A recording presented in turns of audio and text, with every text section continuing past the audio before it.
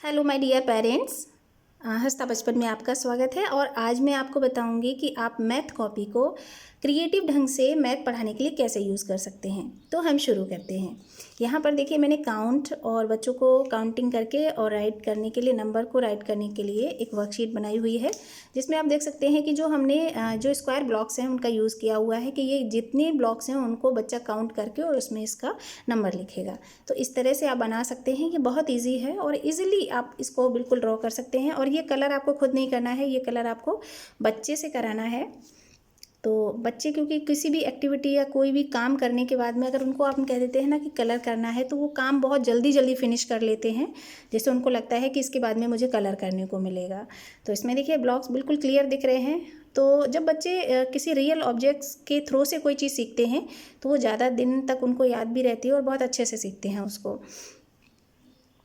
तो यहाँ पर जब आप कई बार इस तरह की वर्कशीट बनाएंगे तो बच्चे उससे ईजिली सीखेंगे।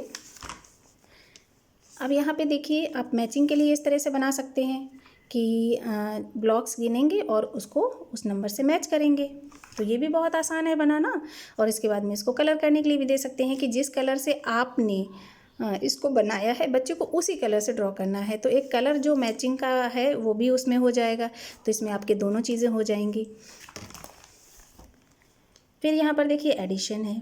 तो यहाँ पे भी देखिए आप ब्लॉक्स को एडिशन करने के लिए दे सकते हैं कि ये 6 हैं और ये 3 हैं। तो 6 और 3 सेक्शंस को जब हमने ऐड किया तो 9 हो जाएंगे।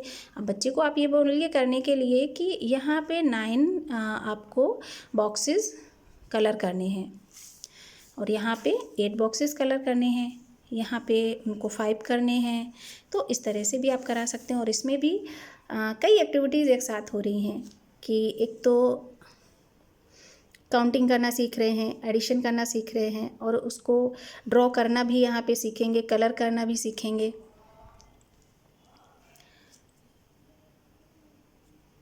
तो इस तरह से आप एडिशन के लिए बना सकते हैं। आगे बढ़ते हैं।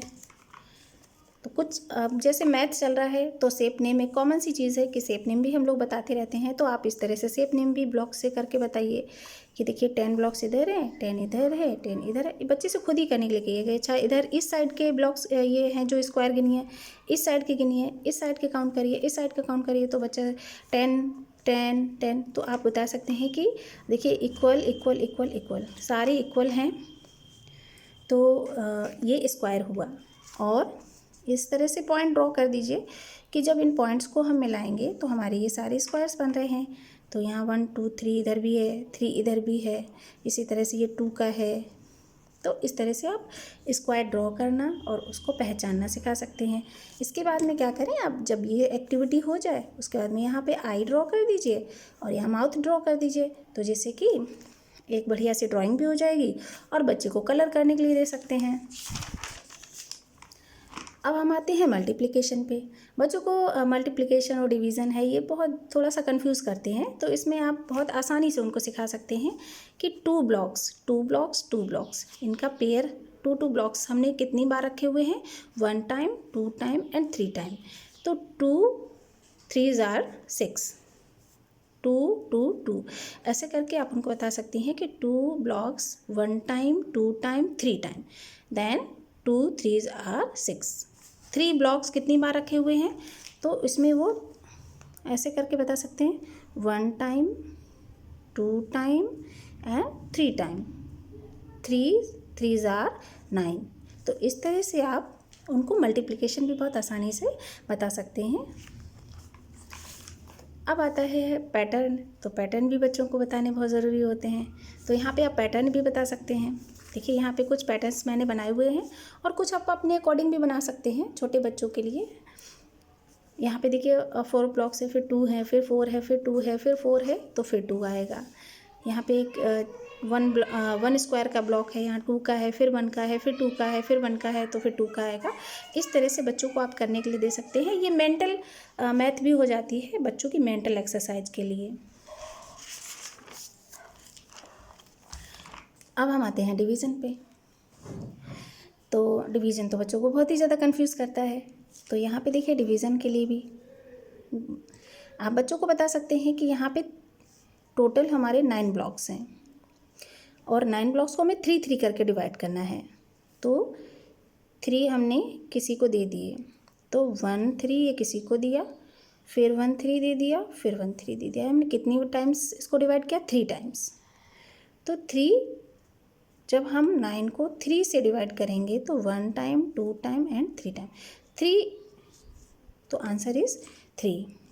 ऐसे ही यहाँ पे देखिए 2 2 करके डिवाइड किया गया है, 1 2 3 4 5, आंसर इज़ 5।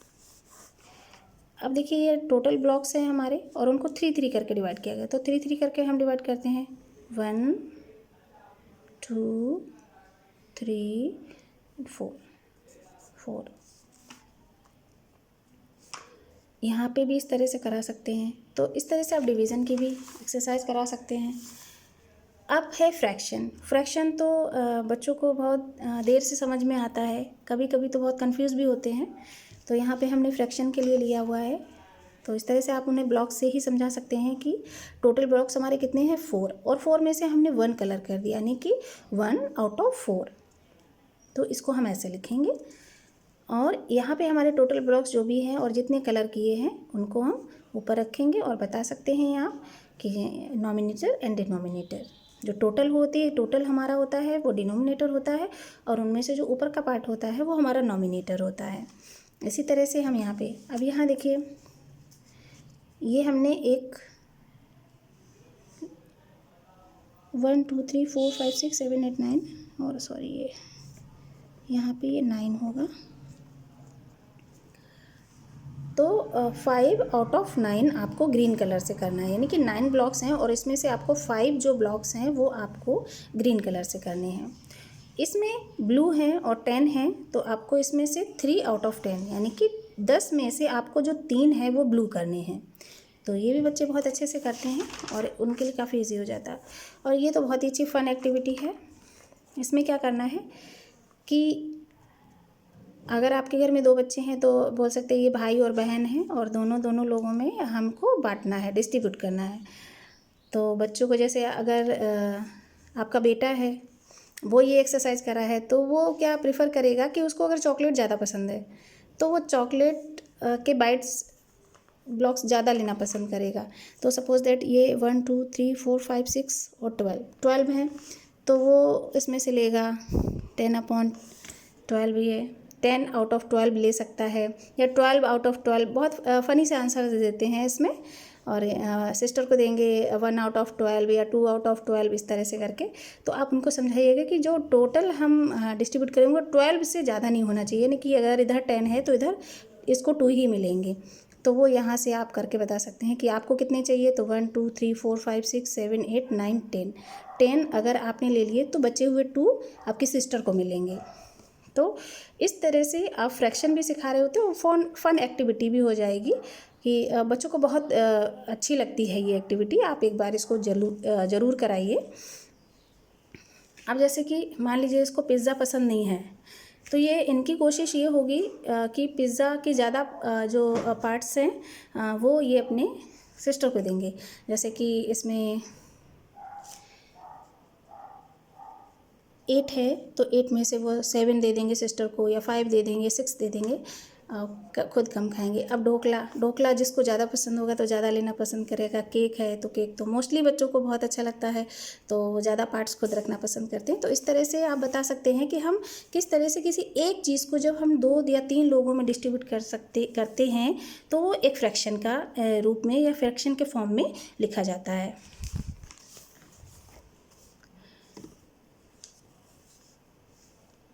अब ये है, इसमें कलर करना है गिवन पार्ट, जो भी पार्ट दिया गया है उसको कलर करना है। 1 आउट ऑफ 9 में से 1 करना है। 5 आउट ऑफ 9 में से 5 करना है। तो इस तरह से ये इसमें कलर करने हैं। तो आई होप कि आप इस तरह से बच्चों की जो मैथ कॉपी है उसको ही बहुत आप एक्टिविटीज़ बनाने के लिए यूज़ करेंगे और इस तरह से आपको बच्चों को बताएंगे तो बहुत आसानी होगी। आई होप आपको ये वीडियो अच्छा लगा होगा और मेरे चैनल को लाइक करें, सब्सक्राइब करें एंड शेयर करें। Thank you.